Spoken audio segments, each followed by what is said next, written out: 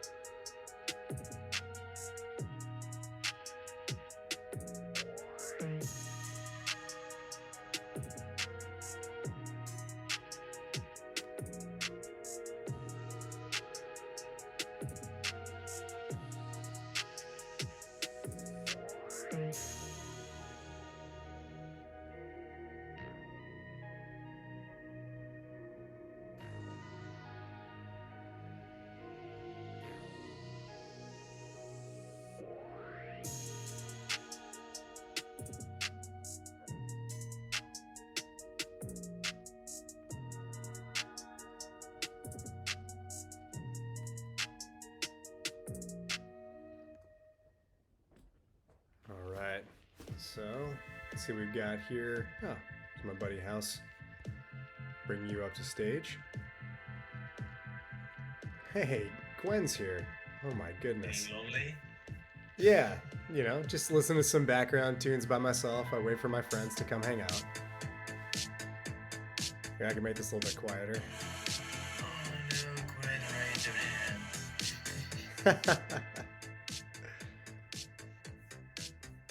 I'll bring that. Bring you on stage as well. Yeah, I invited her up to speak. Most of the people never heard a voice. That's true. Yeah, this will be a surprise for folks if she decides that she wants to step up and speak. If not, that's okay too. She, Glenn is actually a man. I don't think so. I'm gonna go with no on that one. Well, while we're waiting for her to think about if she wants to come up and on stage and join us or not, or grab a microphone, or just hang out and enjoy the conversation, I think we'll kind of get things kicking off from here. So this is is this the third iteration or fourth? This is the fourth episode of our Loot Heroes revival. So the fourth time that we've gotten up here and talked a bit more about what our plans are. And really, the purpose of these is to try and foster more engagement within the community, also give people an idea of the things that we're working on behind the scenes so they know what's happening, so they know that there actually is some revival underway, because Loot Heroes has basically been dormant for a year since Mint. We've had a few announcements that have come out post-Mint from the former founders. They've since handed the project over to Ed and myself. But really, there hasn't been a lot driven forward from the time of Mint until now, and that's where we're gonna lay hands on it and make sure that we can take it to the next iteration where it needs to go. So we'll talk about that for a minute, and then hopefully we've got a few questions in the AMA questions section that we can touch on. Gwen may want to hop up on stage and chat with us a little bit. Otherwise, Ed, it'll be kind of more podcast form where you and I can just have some conversation around it, talk about some recent developments, and just give people a little bit more of a sense of what's going on, okay? Yeah, sure. Good. I So, was actually checking the last one, and even if we have around 3-4 people joining usually. The podcast, well, the record on YouTube is around 24 views for the last one. So yeah, it's pretty good considering the state we are on at the moment. Yeah, and I mean, granted, time zones and stuff too. Like, it's awesome that Gwen's even here, because she gave me the feedback that this is the middle of the night for her. So that may be one reason why she doesn't want to come up on stage, is that she's got kids and stuff sleeping. So I can appreciate that, and I think we should try and do this at different times in the day. I can't make any promises to do it at 2 in the morning for my time, because I've got kids sleeping in my house too.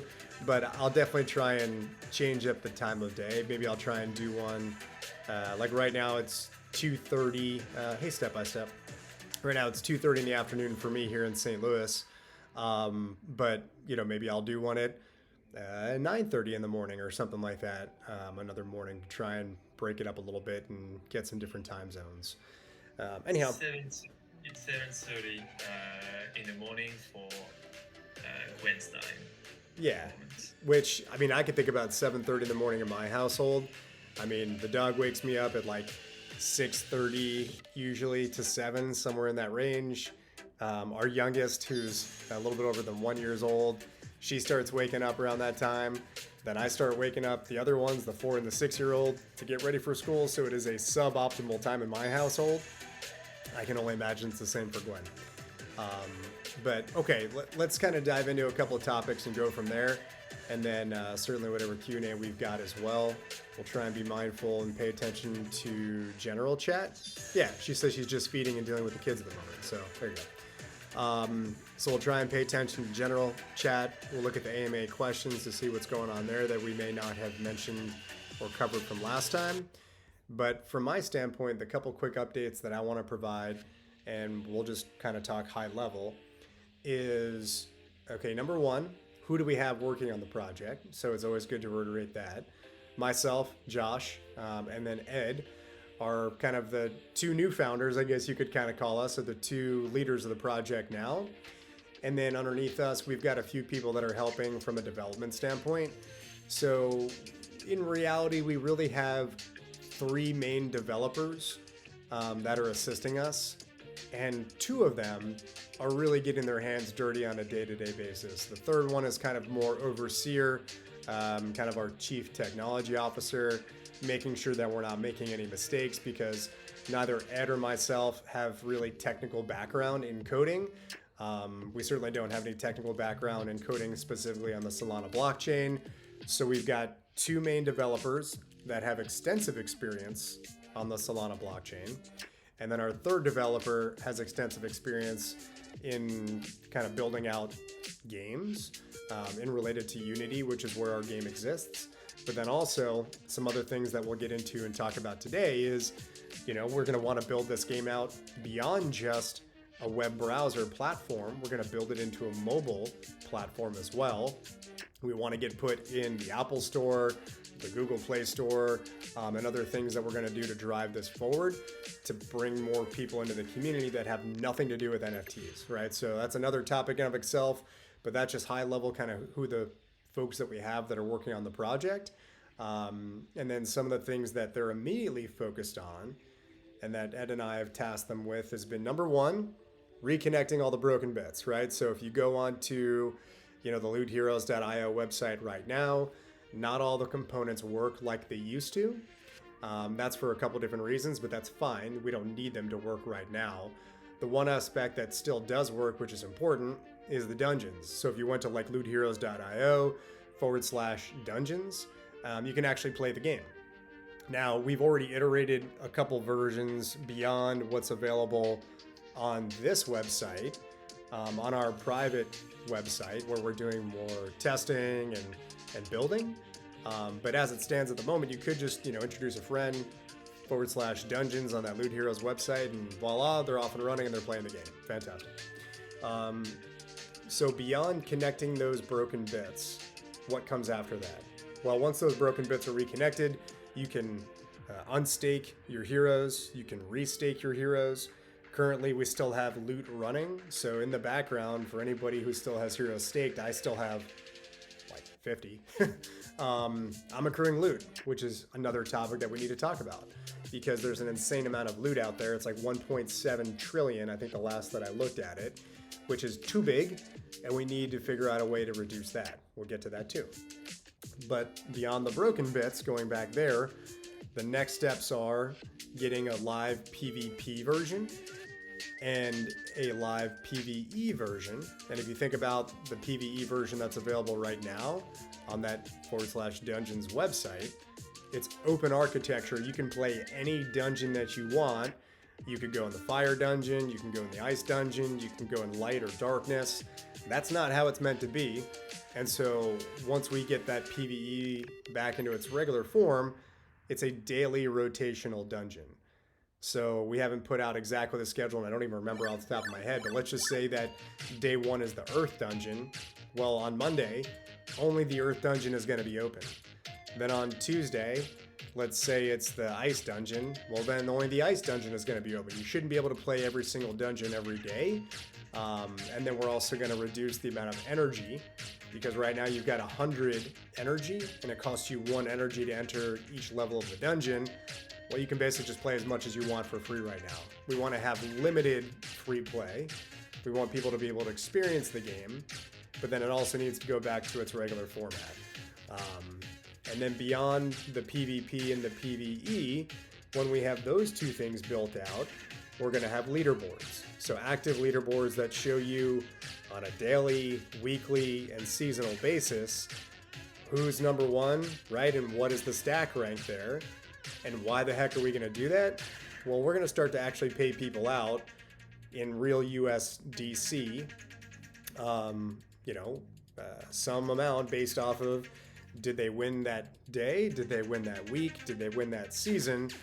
And then we're going to start to pay people out that way. So that, in a really short nutshell, is how we're thinking about trying to re-energize our existing community. Because if you're a holder right now, and hey, Zerk, welcome to the conversation. If you're a holder right now, well, we want to be able to reward you. So once we get those components built, we're going to start to put some money where our mouth is, and you as holders are going to be able to start to actually get some money based off of competing and winning in those daily, weekly, and seasonal formats, both PvP and PvE. Okay, so I know I just said a lot there. Ed, do you want to stop me and maybe, hone in on any of those elements before we go further? Well, no, yes and no. Just need to confirm what you just said. I think in the first place, we won't try too hard to have new people around before we do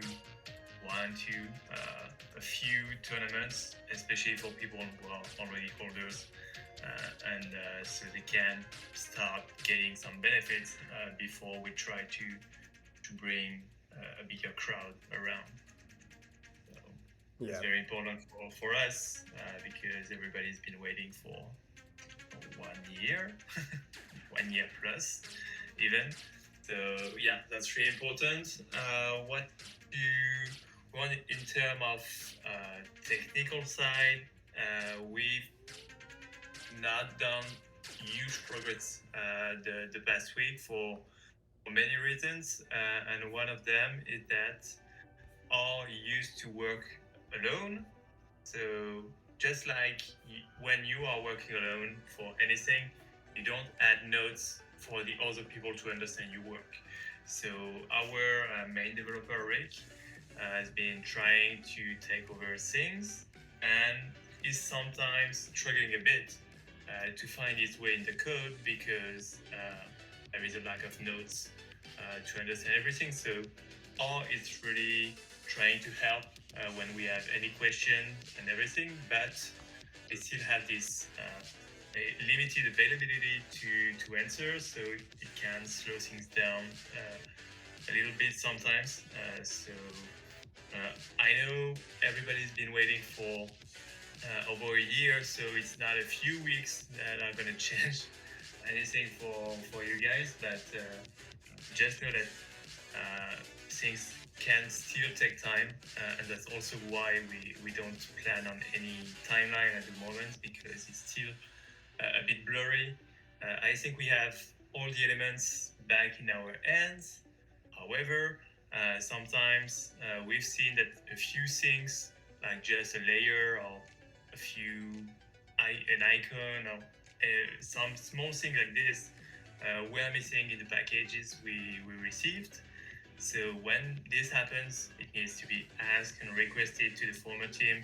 Why is it missing? Where is it missing? And everything. So, a few small things like this can slow the whole takeover. So I appreciate uh, your understanding in the time that things can take. Yeah, yeah, exactly. There's a little bit of those pain points that are still with us that we're working through. And so, because that's a little bit of the tedious aspect, as you mentioned, that our developers, they're not reliant upon the former team because we do technically have all the assets in our hands. Like you said, if there's no comments or directions around the coding itself, it kind of needs a little bit of unpacking sometimes, or it takes a tremendous amount of time for somebody to like read this and figure out what's going on, right?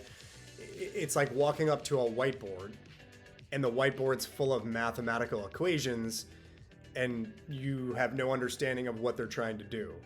Well, you could take a tremendous amount of time trying to figure out what that equation is and what the purpose of it is, or you could just ask the guy who wrote the equation on the whiteboard. So, that's kind of the analogy for what we're doing here. And we still need to ask, periodically what the different things are to parse them out. And then to your point, Ed, when there's something that is also missing, we got sent some huge data files that should be in there. We've noticed there's been a couple missing icons or images or whatever it is. So we're still in communication and we're still getting some pieces from them that way. That definitely slows us down a little bit, which is not what we want to see. However, like we said before, we don't really have a timeline here. Sooner is better than later, of course. I'm not an idiot. But at the same time, like, we understand it may take a little bit of time to go through that transition period. And then in parallel, we're building out other pieces that we can where we don't need the former team to help us out. And so that's the first thing that I've really tasked the guys with is the connectivity, is to make sure that we get all those broken bits reconnected. And I think in short order, I'm hoping by the next, revival chat next week, we'll have some of those components put together, because that's something that they're working on this week specifically. And I know that tomorrow, Rick and Eduardo are going to be, putting hands on that and getting to work there too. So I'm hopeful on that front. I don't know if you guys saw, there's some other interesting discussions that are going on. And I'm kind of pulling away. We can come back to the main discussion, but there's some other interesting tangential discussions that are happening around, should we change our name? Should we change the name of the coin, right? So our lovely Gwen is here in the audience. We've talked a little bit about, do we want to go from Loot Coin to maybe Gwen, right? Or something like that. She's been such a staple in our community, and it is kind of funny too. We can make it like G Wen, right? Lowercase G, uppercase Wen. It kind of plays into a lot of the things that we like. We want to have fun with this project too, right? It doesn't have to be 100% serious. We're serious about our business, but we can have fun doing it. So that might be a fun element to weave in. So that's something that we'll probably want to have some more conversation about, changing the name of the coin. And Ed had mentioned in the past too that loot is just such a overused coin in the space, or token, that it might get confused, and it does have some detriment where we could have people that buy the wrong token potentially, which would be very unfortunate if they bought like a rug token or something like that, and they bought a loot that wasn't associated with their project. So we may want to have one that's more unique. Gwen, I think, would be highly unique. So that may be an area that we want to go. But then also, do we want to even change the entire name of the project? And I put out some names in general chat. Some were terrible. Some I thought were actually pretty decent, just to kind of get the ideas flowing. And then Zerkov, I see you there in the audience, my friend, put out some information around like the name Tetra and, various aspects of that, because we have the Quadra, right? The 4x4 board. So those are really good because they interplay nicely with what our game is. And I always think about, from a marketing perspective, you want a name that ideally is as short and concise as possible, but captures the essence of what we're doing. So, like Quaternia is one that is a little clunky, but I kind of like the idea of something like that, where the notion of four is envisioned in your mind by hearing the word, and then like tourney, like tournament, right? Because it's kind of a tournament style that we're operating off of here, more eSports style. Um, and the Quaternia has this like, it sounds like this foreign land or something. I don't know that that's a great name. Probably isn't. But something like that, where it kind of encapsulates what we're doing. And also, if you've played the game, you'd be like, oh yeah, okay, that kind of makes sense. Like, it's the Quadra, there's a 4x4 board, there's tournaments involved. Okay, I kind of understand where the nomenclature comes from there. So would love to hear more feedback on that and more people chatting around from a name perspective. Also, Ed, you dropped a nice little teaser inside there. Do you want to talk for a minute on maybe some of the things we're talking about behind the scenes on even some refacing elements? Yeah, maybe just chat about that for a minute. Yeah, well, no one actually mentioned it, I think, before, whereas it's pretty obvious when you are on the dungeon map. The logos, the icons are not really clear. Actually, I'm interested to know what dungeon you think is the water dungeon, because in my view, it's impossible to figure out with the current logo. And so I've been thinking that we definitely love the art of the characters, so there is no debate here. But that, on a few details like the dungeon icons, we could do better in terms of art. And Josh, I've been playing a bit with Midjourney lately, and considering that we don't have a lot of funds to spend, we're definitely not going to spend anything on the art side. So I've been checking on Midjourney if I could do something, a few cool things to maybe a bit more details and something a bit more fancy on the icon side, and that's where I ended up. I have one for almost all the dungeons. I have one for all the dungeons, but one or two are not really something I like. I personally like this one for water, and I'm eager to have some feedback from you guys and confirm or not that this is something that was missing in the game. And later, if we need more art for more maybe game modes, because this is also something we are really wanting to check and to develop in the long run more game modes, because the Quadra is nice, but Quadra is never going to be enough in the long run, especially if you guys manage to defeat the 8 dungeons pretty quickly.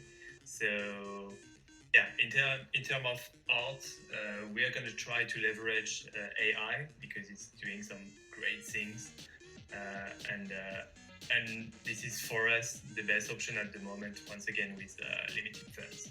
Yep.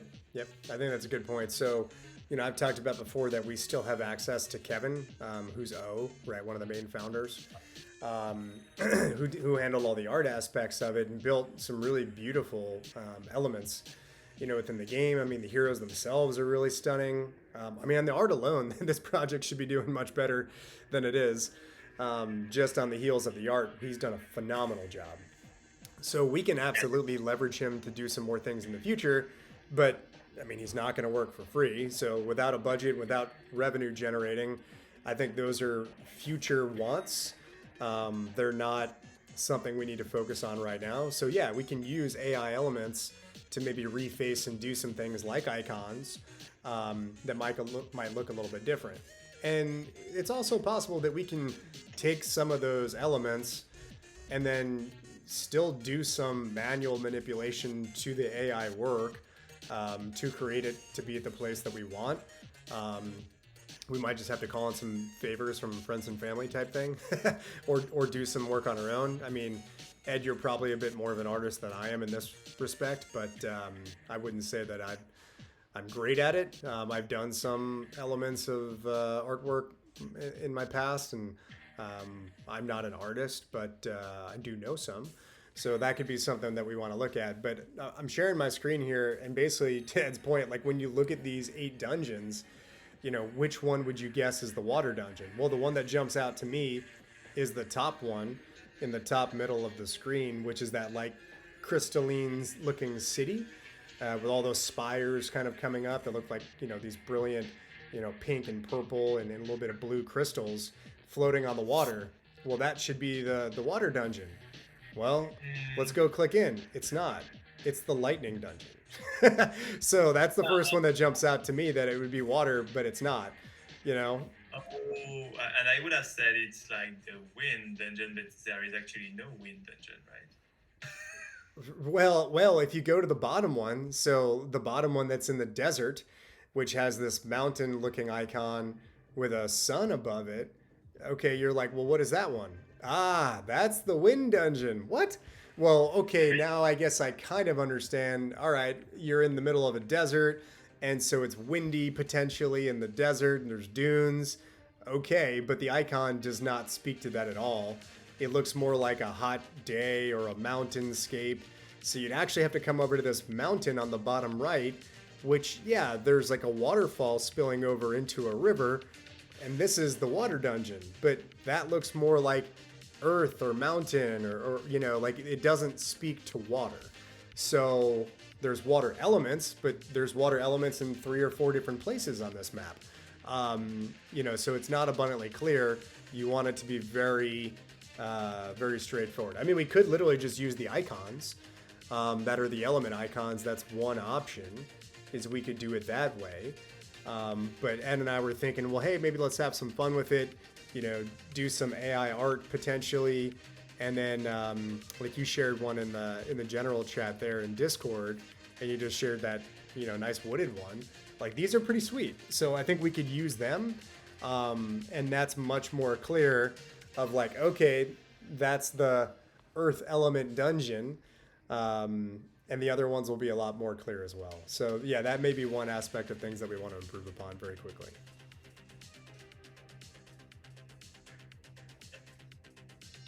And it's what we used to call on another project we've worked together, small efforts and big benefits, because it really brings some visual value, and it basically took me maybe 5 minutes, 10 minutes when the AI is getting stupid, but for each, so it's definitely worth it. Yes. It gets iteratively better and better, and you can kind of train it and teach it what you want. So as it knows that it likes that outer circle and it has no background and it's more of like an icon, well, then it'll start to populate better images like inside of an icon format. And we can also do things to like blend and merge images too. So we can take our own icons format and we can merge that into an image. So then it'll create an image of it. There's lots of cool stuff that you can do with the AI tools that are out there, which ultimately are, I think little flavors. I don't think we're going to wholesale, build all new characters through the AI, but something that has certainly crossed my mind, and we haven't had a tremendous amount of conversation about it, but that's sort of the point of these types of meetings, is just to openly talk about stuff, is, within the current dungeon structure, there's 10 different levels. So let me kind of go back in here for anybody who's looking at my screen. So let's go back into that lightning dungeon. There's 10 different levels.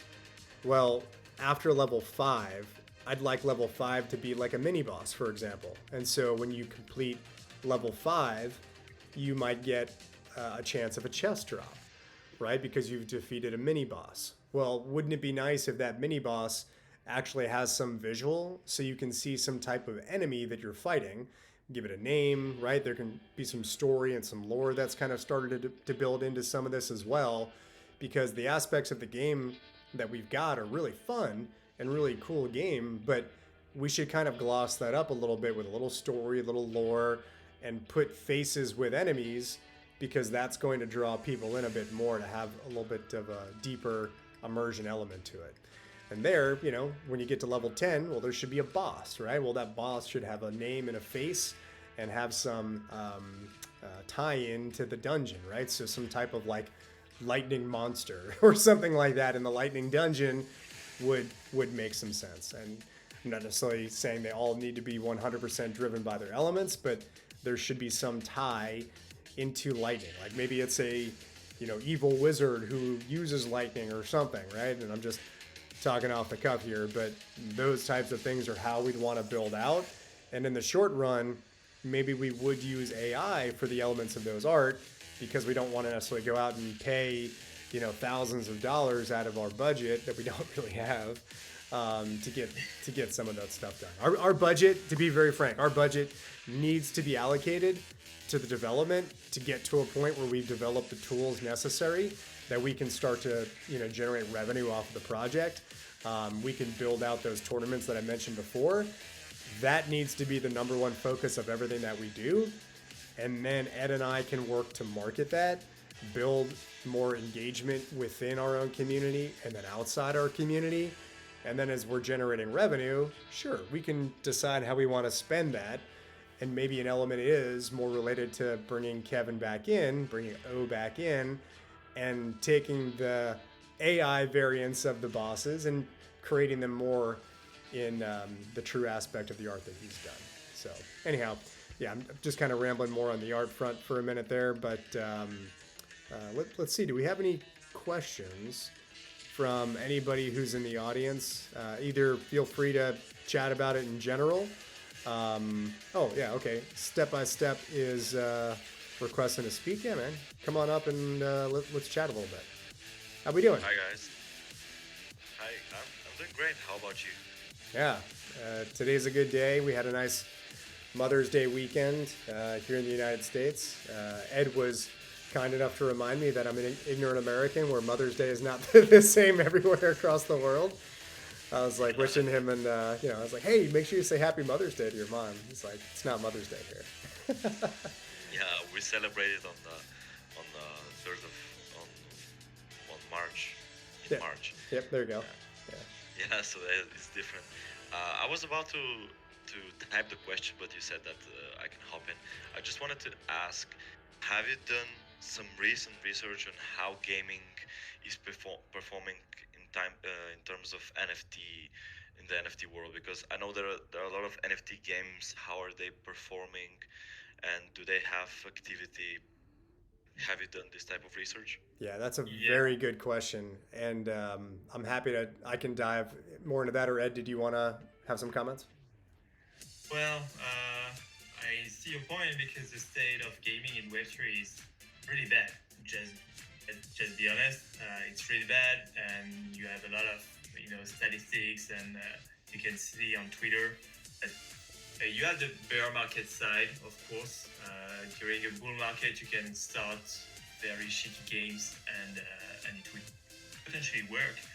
In a bear market, it's quite the opposite. You can have a great game, and it's not gonna work. So that's definitely something we want to consider. And we have tried to analyze why the games are an issue, the gaming is an issue in Web3, whereas at the same time, gaming is one of the biggest industry in the world. And one of our conclusion is that first, it's not about only gaming, it's more about gaming in Web3. So it's more about Web3 side. And when you want to onboard more people, you have to consider the barriers that you have when you are in Web3. If you need to have a wallet, if you need to have a bit of knowledge about crypto and everything, it's more complicated. And the best way to bring new people is to onboard Web2 people instead of focusing on having Web3 people, because Web3 is a bit saturated, and the atmosphere, the vibes are not good at all at the moment. And all of that, and I think you have probably too many games in Web3 focusing only on the Web3 side, and at some point you won't have room for everybody. So you have to do something different. Our game is a bit different in the type of game because you have a lot of RPG. I've been recently added to one called Elderun, which looks really cool and is an RPG, but RPG is also something that I personally really like, but which is not something we are looking for at the moment because it's too complicated. And the main things we want to focus is we want to do a fun game, of course, but something really simple to understand and simple to play that you don't need a tuto during 30 minutes when you start to understand. On mobile, because many games, great RPG in Web3 are only on computer, sometimes even only on PC, and you can't play when you're on Mac, which is in my view really dumb. And also something that can allow people from Web 2 to play easily. And finally, in the end, the Web3 side, the crypto side, is just a bonus. And that's one of the main discussions we got with Josh this week regarding how can you make tournaments where people can subscribe and play by paying with credit card, with USD or other currencies, and how we can handle payments back if someone who is not Web3 with a wallet can be paid as well. So Yeah. I think the main things and the main conclusions we got, because we are definitely aware that Web3 gaming is not a thing at the moment, unfortunately.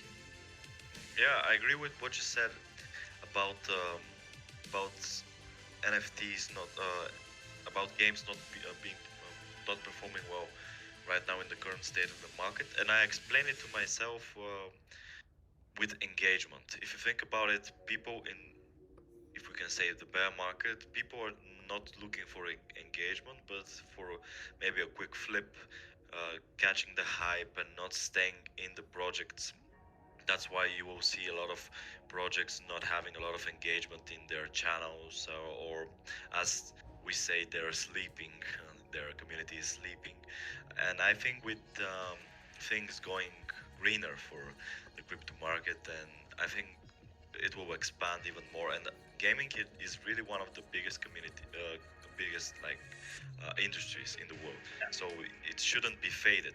And I think in order to see that engagement in gaming, we have to get out of this bear market, which for you guys is a good side because you can have this time to build, learn from mistakes, and people are not looking to engage long term. So I think that is the main reason why gaming is being in the shadow right now, but it's still not to be faded. Yeah, exactly. You're right on the well. Everything would be easier on a bull market for sure.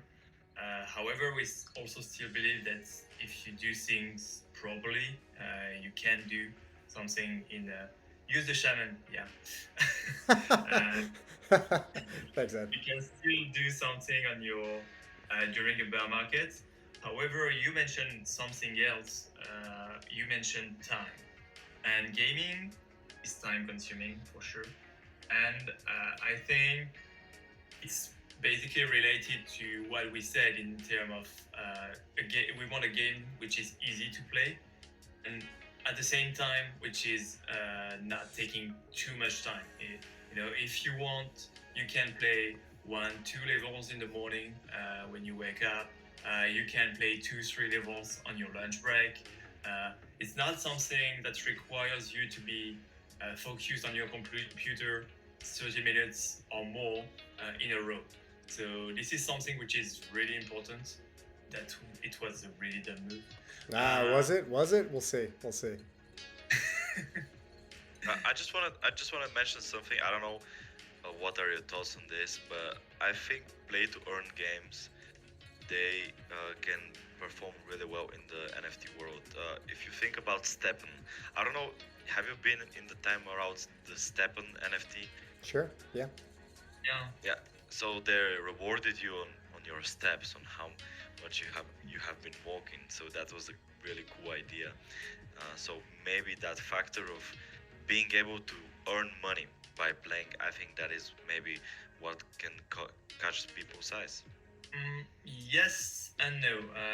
Where I would disagree, and I think the reason why Steppen finally ended pretty bad is that basically many many uh, many projects don't think about sustainability in the long run. And when you have something like Steppen, of course, first, when you have a token which is tradable, most of the time it's meant to go to zero. Whales are going to take advantage of it and get a nice exit liquidity. And then the rest of the project and the small holders are screwed. And when you have something that big and that easy actually to do, such as walking, and that's what happened with Steppen, of course, in the beginning, everybody's going to do it and it's gonna earn, but you're gonna have all the people saying on Twitter, "Oh yeah, I just made my return on investment in 2 days by just working 50 minutes a day with Steppen," and this is hiding all the people who are screwed because in this mechanic, well, first you have a big issue in the crypto markets and especially on the Solana side where you have a lot of investors who are young, believing in magic money, and that's something I really want to prevent our project from. There is no magic money. If you win, someone is losing somewhere. That's how it is. Definitely, I agree with that. Yeah, definitely. And this is something people usually don't think about, and they join because it's play to earn. So they think because I play, I'm gonna earn. Well, no, that's not that easy. Otherwise, everybody would be doing it, and it would be a magic world. But we are not in a magic world; we are in a real world, and that's also really something we've seen in so many projects that we want to be really careful about and reminding people. You can earn because of the game, thanks to the game, because you play well, because you have a good strategy. But everybody is not going to earn, and everybody is not going to earn, thousands of euros or dollars, because that's also something that many projects do. It's they advertise, huge things, huge price pools that actually can't afford or that are not plan ready, are not backed anywhere. So here we are pretty humble, I'd say. For now, we have a small treasury. We are doing what we can to first have, a nice game, a game that people first can play, and then we're gonna start a few tournaments where our native holders, if I could call them like this, will have the opportunity to earn through a tournament. And then we have ideas to develop and have more people on board it. If it works, great. And we will have more and more tournaments, and especially where you can still earn in different ways. And we want to develop the game. At some points, when you don't have people, when you don't have funds, you can't do miracles all the time. So that's our challenge at the moment. Let's do some magic on this side, some magic with low funds, big dedications. We can afford a lot of time. That's what we have at the moment, and goodwill, and see how it goes. And by the way, Josh, we talked about eventually mechanic when the game will be able to generate revenues. You want to talk about this? Yes. So basically, what we're thinking about from a revenue generation perspective, and Ed, I don't know if you're witnessing this, but I just crushed level 5. and I'm on level 6. That was pretty impressive. So, yep. It was, and sometimes it's really surprising how you can struggle on a level 2 or level 3, and at level 5 crushing everything. You've seen me play the game enough that you're like, how is this moron so bad on level 2? And then somehow just. Definitely not this moron. I've been in the same situation before. Yeah. So the game is kind of surprising, and actually it makes me able to add something about. We've found that the AI was doing pretty well from what we could experience, that we could need and we could want to improve it also, because apparently at the moment you could trick it sometimes. So I really want the AI to be more intelligent than it is already. It's pretty good. Let's see how it goes when we go to the highest level, because I think the record at the moment is level 7, maybe. Yes. And let's see how it goes, but we could need to make this AI a bit more intelligent. Yep. And that may be an area of improvement as well. Just because, there's the ability to, and what I did there on the last level was really just a lot of setup play. So setting up opportunities where I can get double flips in order to obviously have more points at the end of the game. So I did a pretty good job there. But if you play it often enough, you might be able to start to learn and identify patterns within the AI and being able to set the AI up, which might make it a more difficult level that you're technically facing. But if you understand how it plays, you might be able to actually do some more of those setup moves. I don't have it memorized. It just happened to have played enough of it to be pretty decent. But to go back and answer the question, because we're kind of going on a little bit of a tangent here, which is fine. But to go back and answer the question related to, revenue generation, this comes back to a couple different facets of how we're thinking about generating revenue. So I mentioned in my kind of like opening monologue there a bit that we want to get to a place where we've got PvP and then we have PvE as well. And we're going to have leaderboards for daily, weekly, and seasonal. Well, so let's just break that down. So the daily tournaments, we want people to be able to play in queue in a PvP-like tournament. And actually, I was thinking about this as I was going to bed last night, because I'm constantly thinking about loot heroes, apparently. I was thinking about this last night that, hey, what if while you were queuing in a PvP, you were able to toggle on and off of, do you want it to auto play for you? And the computer will play with your characters, or have that toggled off and so you're playing live. Because an element of PvP is obviously, well, if I queue for it and I walk away from my computer or whatever, it's going to be pretty boring if somebody's got to wait 30 seconds to have my timer run down or whatever that timer is. And then does it happen every single turn? Do we kick them out of the PvP, whatever it might be? So if we had a ability to toggle like autoplay, where you could just queue for PvP and then the computer would play for you, that would help solve some of that as well. Because then if somebody walks away, they get disconnected, they just get into autoplay, and now the computer is going to complete the PvP for them. But that's an interesting side, especially because as once again we hear a lot about AI lately and how you can train an AI. It would be great if you could have your personal AI, which is learning from your moves in PvE and eventually trying to understand your global strategy if you have one. Most of the people don't have a strategy, and I don't personally. So the AI would actually play not like an AI, but like an AI playing like you. yes. It would be awesome, but this is an area where we don't have the knowledge at the moment, so I don't want to be too confident about it. But and it also carries its own level of expense too, because it would involve us plugging into like the OpenAI architecture and more API calls to their system, which means that we'd have to pay a little bit more to it. But yes, I think we could definitely iterate on that in the future. But okay, so taking a step back, just think, PvP, on a daily sequence. And then at the end of that day, well, whoever has the highest rank, and we can determine how we want to do rank, but whoever has the highest rank on that leaderboard is going to get the purse from the daily tournament.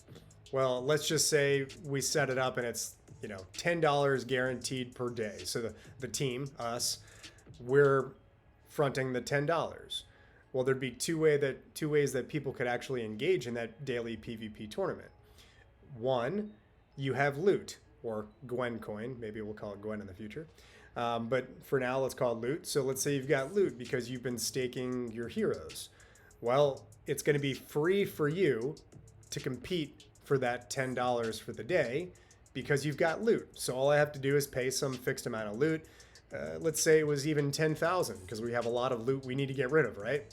So we need to rebalance the ecosystem. So in the short run, maybe it's a very high amount. It's got to be 10,000 loot, let's just say, for that daily tournament. Well, basically every holder has at least 10,000 loot, so they could get in and they could do multiple iterations of those tournaments and they can compete for the $10 for free. Well, what if I don't have a hero, or if I newly acquire one, I don't have the required amount of loot? Well, maybe it's $1 to enter that daily tournament. Now I pay $1, I get entry into the tournament, I can compete. There's some starter deck available to me because I don't even own anything, but I can compete in that tournament and I can play and I can move up the ranks and I can win $10 on my $1. So now that's a pretty good investment for me. I'm having fun playing the game. I'm enjoying it. Maybe I win $10. Now, if we get enough people, so that's just one person buying in, but let's say we get multiple people that buy in. Well, once we get beyond our initial $10, because I think we'd have to do a recoup of costs, we wouldn't increase the prize pool yet. But once we get beyond our initial $10, and let's say the 11th person buys in, there's $11 that's now inside the pot. Well, then some percentage of that new money, that $1 above the 10, some of that's going to come back to the team as like a treasury type thing. And then some of that is going to go towards the prize pool. So let's say just that we did 80% of it towards the prize pool and 20% back to us. Well, then now there would be $10.80 in that prize pool for whoever won. We could make it a winner take all. We could have, different lines of delineation based off of the number of people that enter. We can have different logic around that. But that would be a way that people can actually start to get paid on that, and we can start to generate some revenue just off the daily thing. We'd have the same existing architecture with a weekly. Where in the weekly tournament, let's say it's worth $50 now. Well, maybe the buy-in instead of $1 is $5, right? And we do the same schematic and we do it that way too. The initial thrust of this is not to generate a ton of revenue, because that doesn't sound like we're going to generate a ton of revenue to me, but we want to reward people who own the heroes that they can actually win money. What are they going to start to do? Probably tell their friends about it, right? As this cool game that you can actually play, that you can win a couple bucks. Then we can start to actually market that out to Web 2 people. You don't even need the NFT. I don't even want to mention the word NFT, right? We don't have to talk about that at all. But now if it's a browser-based game and a mobile-based game, so you can download an application on your phone, you can play it, and you can actually choose to pay $1 to play in this tournament that you can win 10, or pay 5 where you can win 50. Now people will start to engage with it in that fashion. We can start to build our marketing and our branding from that standpoint. That's from the PvP side, and we can also have PvE elements that go into this as well. We can play into like a seasonal, game, and that might be a little bit longer. Maybe that'll be 2 weeks, maybe a month, right? We can figure out what the durations of those are going to be, but I'm inclined to keep them shorter because I think our time span, like we said before, the attention span rather, of folks is pretty short. So I think we'd want to keep those seasons to a tighter amount. We could have like a 2-week season that you could buy in where it doesn't have to do with PvP at all. And you're just ranking up through a PvE game. And then at the end of that season, whoever is the highest rank gets paid that prize pool as well. So it's kind of an eSports type structure that we're thinking about from a monetization. And there's definitely proof positive that people are keen for that type of element and would engage in that type of element. Then it's just incumbent upon us to make sure, number one, is the game fun? Number two, is it easy to learn? I think it is. And then number three, can we get the word out about it and start to get some more people playing the game? That's one element of monetization. The other element of monetization would be around community engagement. So if you think about the various communities that are out there that have their own NFTs, 10,000 of them, 1,000 of them, 5,000 of them, whatever the number is, they've got some amount of holders. Could be a couple hundred holders, could be a couple thousand holders. Well, there's always a desire to try and bring something of value back to your holders. And for a lot of projects, they're PFPs and there's not a lot behind them. So they're always trying to find different ways to kind of gamify the system. There's a lot of poker tournaments that are out there, right? To kind of give back and engage people that way. Well, what we want to do is we want to really give Loot Heroes to them and say, hey, you can have a weekly game night, or monthly game night, or however you want to do it. And you can, instead of playing poker all the time, why don't you engage in our game? We'll give it to you for free. And in the beginning, we would give it to free for a select number of communities. And then if they're having fun and they're playing it for free, right? They can set up their own prize structure where they're giving an NFT or whatever they want to do, or just have a free game entirely. We want to give it to them to start to engage more in our ecosystem. Then what we want to do is have some like monthly fee associated with it. So the first few projects we give it away for free, but we tell them, hey, after a couple months or whatever, we're going to start charging you something basic. Maybe that's just a couple SOL each month. Maybe it's in USDC. Maybe we do it that way, so it's a fixed cost, and they know how much it's going to be. $20 a month, $50 a month, whatever it is, to give them access to actually play Quadra. And we would do it through like a custom game environment where they could then say, hey guys, we're going to have a PvP tournament, we're going to have a PvE season of their own, and they can actually do their own for their own holders that has their own prize structure. So it'd be separate from our own existing PvP and PvE. It would be a custom access that they would get just for their own holders. It could be Discord role gated, so they could even do it within their own holder system. And we can set up different reasons beyond that, different structures beyond that. But we want to engage them in our ecosystem, and we really want to give it away for as cheap as possible to get more and more people playing the game, because we think the main thrust is going to be these larger, tournaments where now instead of doing $10 a day, if we've got enough people, we could do $100 a day, $1,000 a day, right? This is where it starts to get really exciting, but you need momentum, you need people, so we just want to give the tools away early on and just get more and more people engaged. Did I miss anything there, Ed? I think I kind of touched a couple of the elements we've been talking about. Yeah, I think so. Just want to repeat.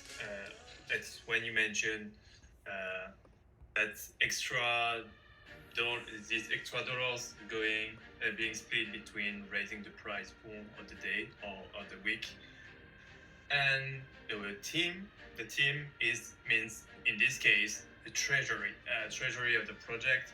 And I want to remind people that neither you or I are taking any salary for now. True.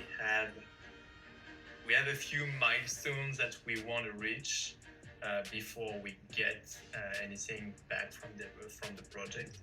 So, and I think we still need to discuss a bit about these milestones, but soon we could release the way we are thinking about managing the treasury, and when 6-0, this one is going to be tough. Yeah, that's going to be a loss. And yeah, when we will eventually get something back for us personally, which is not anytime soon.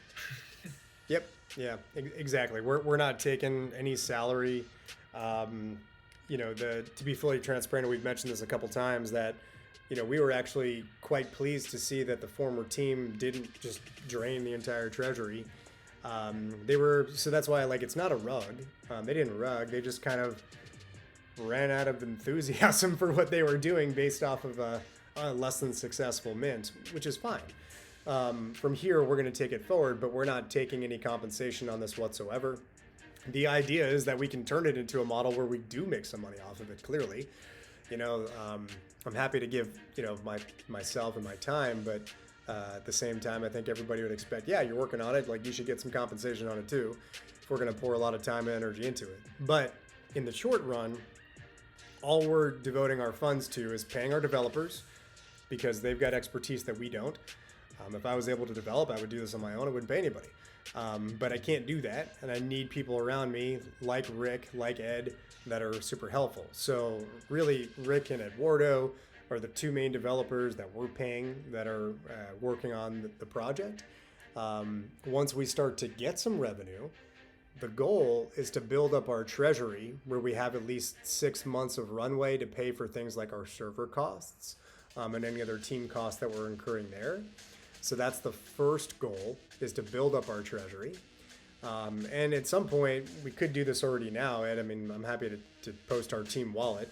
If we wanted to post the team wallet so people can see exactly how much we have in the treasury. But we can do that too. And I don't care if people see that stuff, right? Like that should be an area where people can judge and vet and say, okay, well, here's the treasury they're working on. Here's how it's growing. Here's the revenue that comes in. That's all good and well, right? This is an open book business. Yeah, exactly. This is an open book business as far as I'm concerned. I don't care about any of that stuff. But this is something we mentioned many times and we basically agree on, definitely, about transparency. And also, we would like, in the long run, to have a channel when, you mentioned that projects could have their custom access room, just like poker. And if we have this, we would like to have one channel with anytime one project is paying for a subscription, you have this, just like you have the live sales boat, just so people can follow the hype or not, the interest or not that we have, and understand if things are going well or not. And once again, we have no issue with sharing the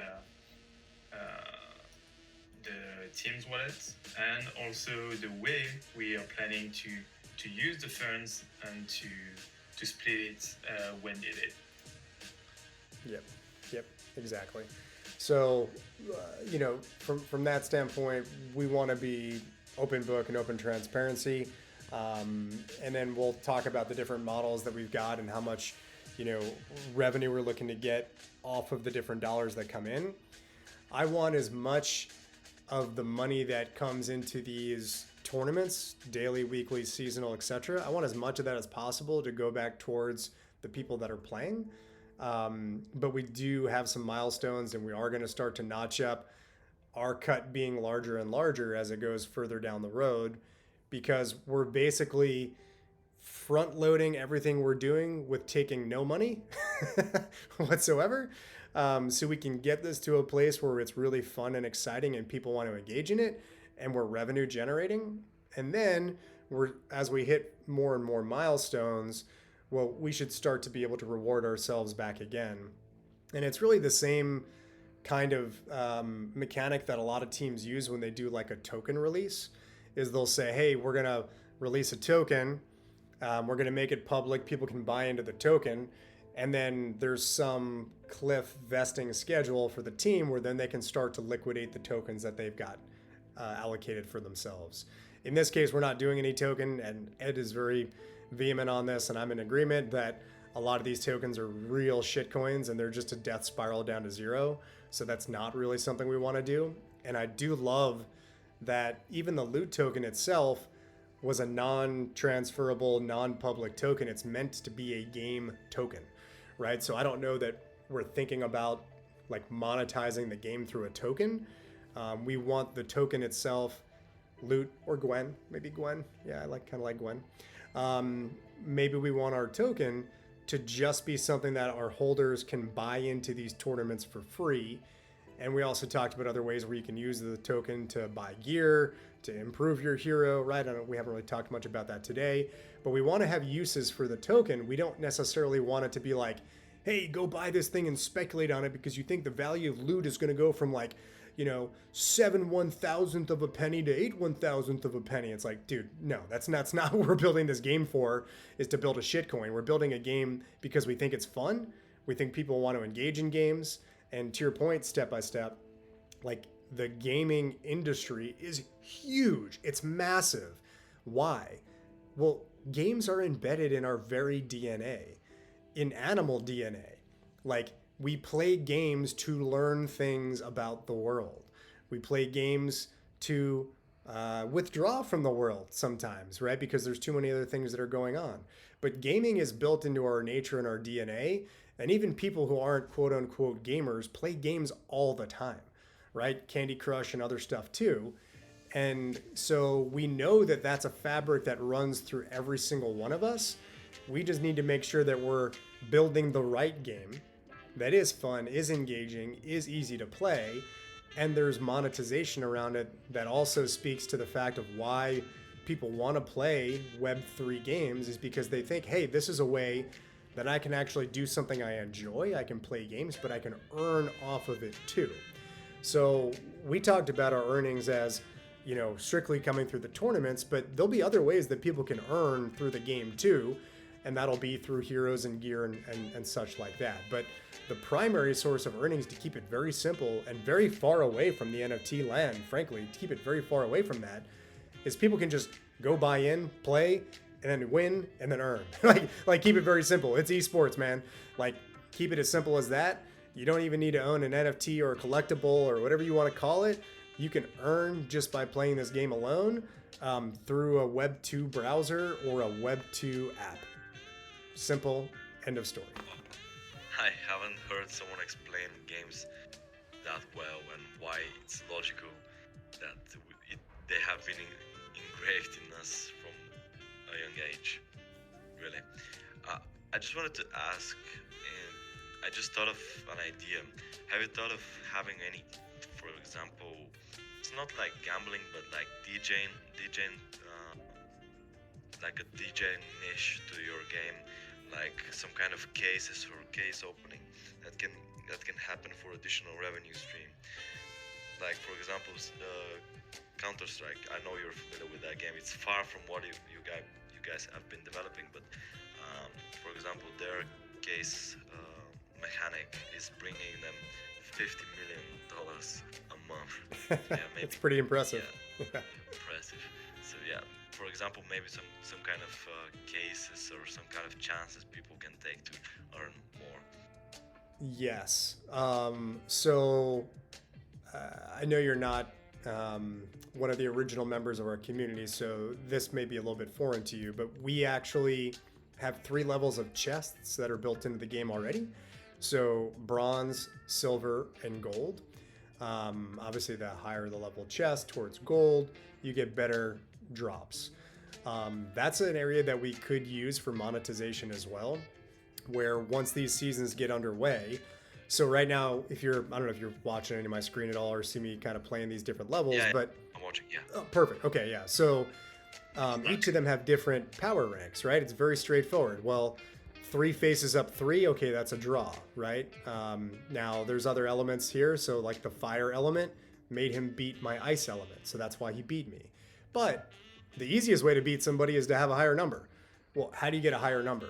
You can equip gear to your hero. So check this out. Let me click this little eye right here. That will show you the gear that's equipped on this hero. There's nothing. So this is a base level sharpshooter who has no gear attached to him whatsoever. Now, if I go through and I keep playing, I'll show you that some of their heroes at this level are actually going to have gear equipped to them. But in order to get gear, which is an NFT, you need to have, basically you can buy it off of the Magic Eden marketplace right now, or you need to get one of these chests, the bronze, silver, and gold chest, and then they will give you some random gear inside there. So in the future, when we bring those things back, well, you're going to be able to win them by competing in the game. Like I said before, like you face like a mini boss or a boss, and you beat them, you should get a chest drop. That should have something in it. But what if we also had like a merchant where every game kind of has some variation of this, where there's like a daily merchant, right? And there's items that are available for sale. Well, you could just go and you could buy them with US dollars or USDC inside the merchant. So if you want to acquire some gear because you're struggling in a PvP tournament or a PvE and you want to level up, or maybe you're just having fun and you just want to beat the game and it's getting progressively harder because it will, well, you're going to need some gear. So you can either play the game and earn it, you could trade with other people, or you can buy it outright at the store. So at the store, this is another way that I want to reward our holders is those things are going to be for real money, for USD or USDC, but you should also be able to buy them with loot, right? So if you're a holder, you may be able to buy something that might cost somebody else $5, $10, $50, whatever it is, depending on the level of quality there. But you should be able to get it for free potentially if you're a holder. Now we could give some limitations on like you can only buy one item per week or whatever. Like we can think through all those variables, but I want to be able to have those elements like those chest drops that you're talking about that you can buy the chests, and we should be able to monetize that too, because that if we've got enough people playing, that will be another real revenue stream. Absolutely. Yep. I see a lot of revenue streams connected. That is great. You have a lot of mechanics in which people can bring liquidity. Right. And we want to find fun ways that people can play and engage with our game, right? So, every aspect of it should have an aspect that we want to reward people. If you're playing, you can earn those things.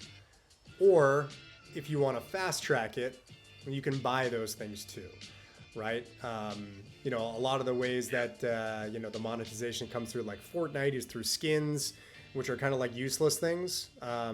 Maybe we could have some skins that people could buy too.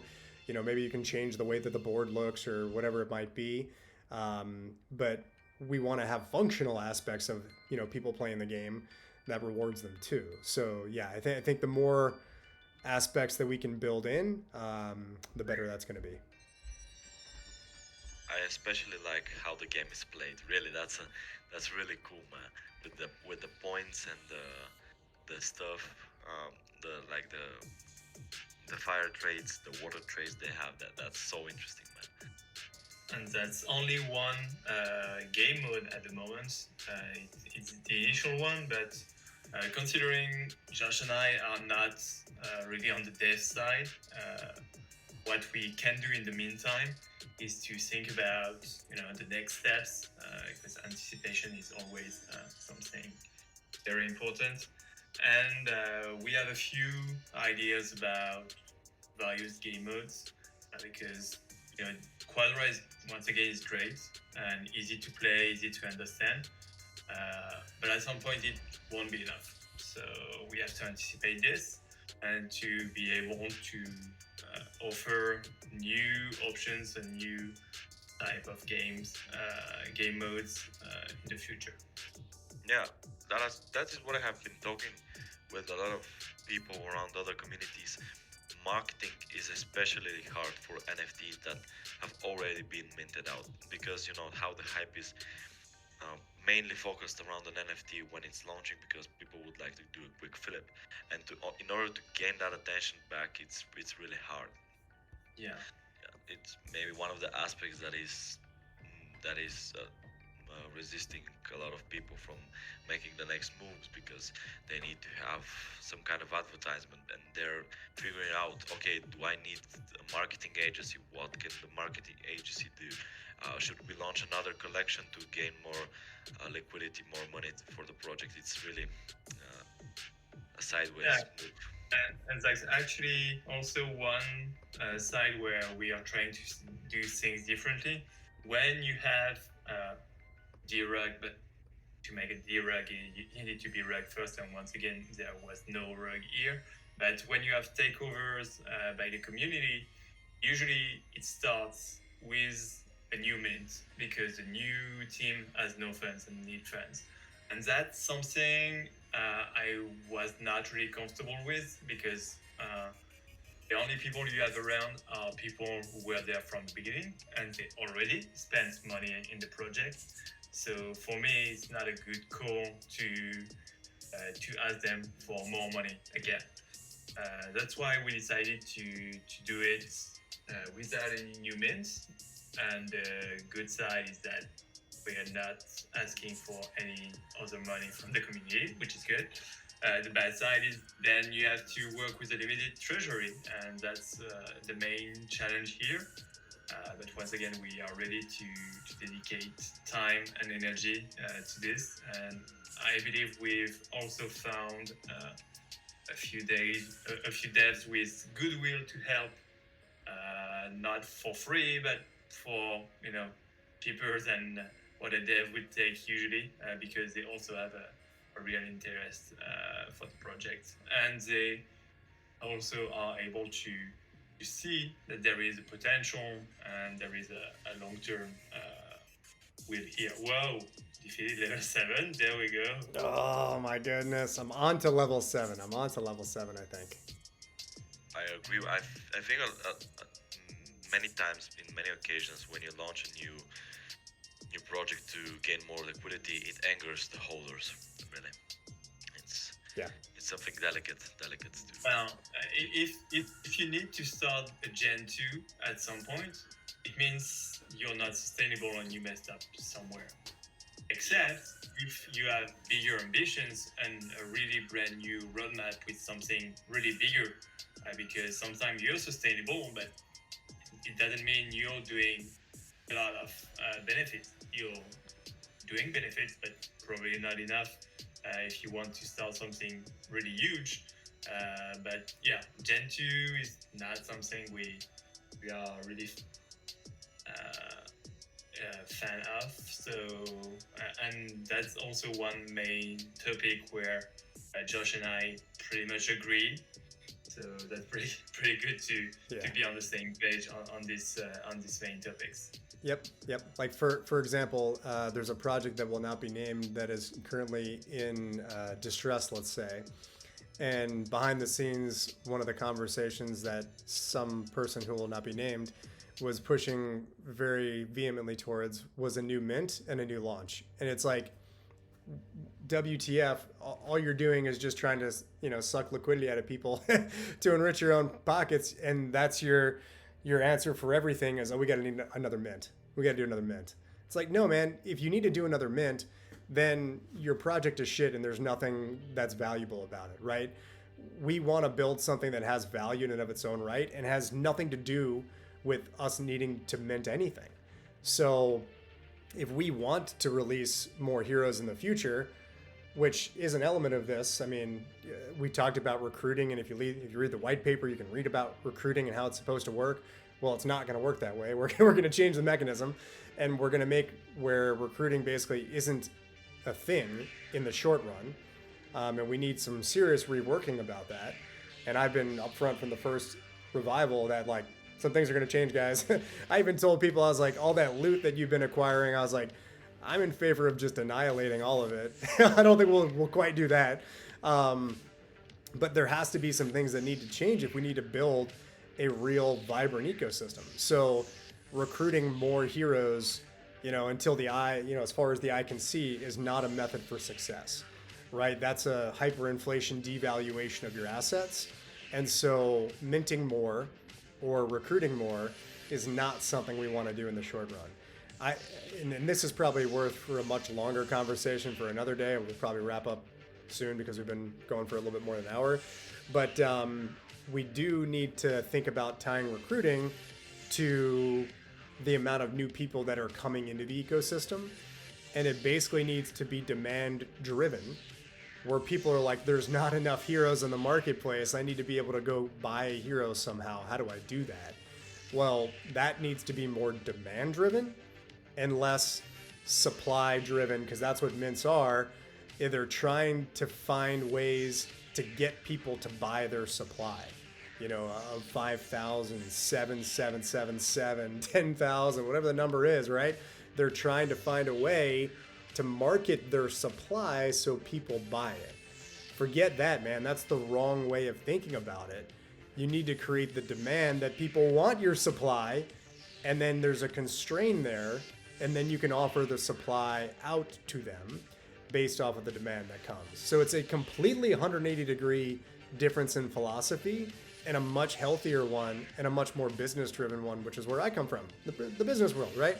So we can think about it that way versus the, Web3, yeah, man, just do another freaking mint and just try and raise, some money. It's like, that's wrong.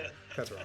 You have a different approach completely, which I think it could work. It can work definitely if you see that something could be improved. Yeah, as the person you are, I think that's going to work if you see something that is not done correctly. And I agree with you that they try to market it, but the number is not the thing that should attract people. It's about the how limited the thing you're getting is, because Yep. for example, a 10,000 collection, if collection is 10,000 pieces and it's a DAO that is meant to be closed, you know that it's some sort of a cash grab, you know. Yep. Yeah, exactly. Yeah, that's why you see that even these influencers that start these DAOs, they're like, well, we're going to do 50 handpicked and then 50 out to the market. And they're handpicking 50 of their closest influencer friends. And then the 50 that they sell to the market at a much higher price point, right? They can actually generate some good money that way. And then if they need exit liquidity, they can take some exit liquidity that way too. So I'm even, skeptical sometimes of some of those DAOs, right? That you're going to get on the inside track of the information. That's kind of how they sell that as well. But yeah, it's just a change in philosophy around, rather than having to mint first and do stuff later, we actually have the benefit of a failed mint. Seriously, we do. We have the benefit of a failed mint because we have 1,150 heroes, of which, I hold almost 10% of the supply myself, and there's other people that are major holders too. So I'd say we probably have my Mac's gonna die here in a minute. I'd say we probably have Ed, maybe 200 holders probably, and of that, maybe another couple dozen are really engaged at this point. So our biggest hurdles are going to be re-engaging our own community, the development side, making sure we can get to the places where we need to be so we can actually start to market this thing. If we can get the development taken care of with the limited treasure we have, and then we can re-engage our own community, dude, I think we're off to the races. And then it's just a matter of time, more than anything else, as we start to build this thing up with more of like a guerrilla marketing effort, and then layers some marketing dollars on top to attract some of those Web 2 people. So, well, cool. Let's try and start to wind it down here before my Mac dies on us. So, step by step, any last comments or questions you got before we kind of wind things down? Feel free. Yeah, one thing that popped in my mind, in a marketing sector, that you want to bring new people in because you have to wake, in quotes, you have to wake the people up that are already holders. You can try Twitch and YouTube maybe, because games are played, these are the streams where usually people watch games. So you can try maybe, I don't know how effective these influencers, in quotes, influencers are in YouTube and Twitch, NFT and crypto influencers. They might be buying their likes and views, but it's definitely exposure. No, I know a couple of them in particular. There's one guy who I feel very good about, and I think would be interested in playing this game on a somewhat rotational basis. He basically does Twitch streams of different games that he plays, and I'm sure I could get him interested in doing something, even if it was just like, hey man, I'm willing to give you a portion of the supply that I own. I'll give you some heroes if you want to, play the game or something, and do it that way. Or even if I had to pay him something to say, hey dude, if I can buy an hour time slot of your, or a couple hour, let's say like a 4-hour time slot of your weekly rotation, what would that cost to have you play some loot heroes, with the community members here, get involved in some of our PvP tournaments, and be actively Twitch streaming it. I think that could be an avenue where we want to dedicate some money to it. So that even might be some of our marketing dollars go to stuff like that. Like 100%, I'm with you. Twitch is probably going to be our primary source that we want to appeal to gamers there, because those are the gamers that some of them are Web3, A lot of them are Web 2, right? Like that's our audience. That's the people we need to tap into. Redditors, right? Reddit is going to be another Yeah. area that we want to focus on. So yeah, yeah. Well, cool. Uh, if I have any people, any people pop up, I might connect you guys with it with him Sure. if that's okay. No immediate desire for that. I don't want to get too far ahead. We need to complete the development first, have the components that work, and then what I would say is, and by the way, thank you for the TA stuff that you post in the chat. I thank you a lot for that. It's a Um, pleasure. as you see that the components are working, and we're actually like the first iteration is I want to have the daily, weekly, and seasonal things built out for our community and start to open the treasury up and pay those people. And that's a way that I think I can re-engage them is to say, hey, listen, there's money on the table. Come play the game again. You know, it's like it's been a little while. You have assets. Come play. That's what people have been waiting for and dying for this. Like people were chomping at the bit to play the game. I know they're out there. I know they do. And I even see in our Discord, there's been a few people that have rejoined the Discord that had left. So like they want to come back. I know that they do. Now we're not huge in number, but let's re-engage our folks. Let's get some money in their pockets. Let's get the vibes going for them, and then we can start to roll it out to other people. So that's when I would say to you, yeah, man, if you got other people you know, put me in front of them. Um, I'm pretty good at talking. I'm a pretty good marketer. I don't think that's a bad thing. I'm pretty good at that front. I think I can talk to people about what this is, and I think I can engage them. Some people will do it because they like it. Other people will do it because, hey, man, I can pay a couple bucks to help us market the game, and they'll do it for that reason too, and that's okay. Definitely. So yeah, I'll keep in track, man. I'll keep in track with what's happening. Good, I love it. I love it. Well, Ed, I'm gonna hand it over to you for any closing comments for today. I've been talking a little bit, so why don't you close us out, and we'll roll out from here. Well, nothing to add. As you mentioned earlier, we have good expectations, but I like to temper expectations. But on the dev side for this week, because we have our main, let's say, game dev hanging out with our Solana dev, so we are definitely expecting progress on the connectivity, which was the main issue when the project was iced. So that's where we have the focus this week. And starting from what happened during this meeting and this discussions with our two thinkers, we could have a better view on what are the next steps to take together. Yep. Yeah, exactly. So some good things coming this week. We're looking forward to those guys getting some connectivity fixed. And I think it was Noob Survivor who was asking the AMA questions, or maybe somewhere else. When are we gonna be able to see our heroes and stake and unstake? Soon, right? Very soon. I'm hoping that by this time next week, everyone will be able to stake, unstake, sell, do whatever they want with their heroes.